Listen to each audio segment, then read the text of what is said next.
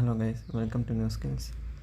So in today's video I am going to show you how easily we can set up a relational database environment on Windows machine. For this I am downloading a portable version of HeidiSQL software.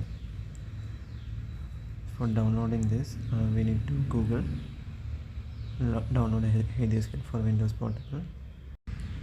Click on the first link.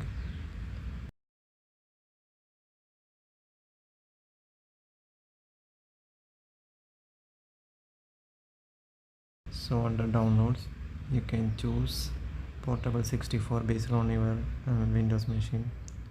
If it is 64-bit, then you can choose 64-bit. So once you click on the portable version of 64-bit, it will automatically download into your system. For me, actually I had downloaded twice, so that is the reason it is showing twice in the download section. Once it is downloaded,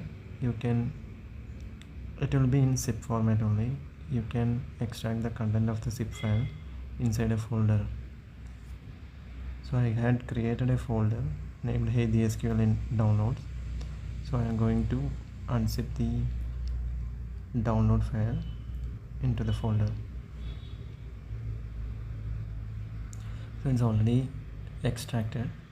Now we have HeidiSQL.exe file. Click on it.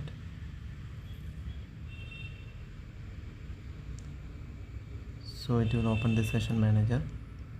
Click on plus icon on the left bottom to add a new session name. You can rename with any name you want. So from network type, click on the SQLite and open. Click on open.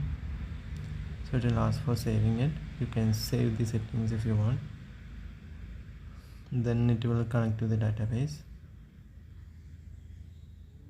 So now if you right click on the particular session, you have option to create new tables. I'm creating a new table. The table name is employee, and for adding the columns we can click on the plus add icon. So you can keep on adding new columns based on your requirement. So how to create a new table in the database, for that I had created a separate video already. The link will be available in the description. Thank you.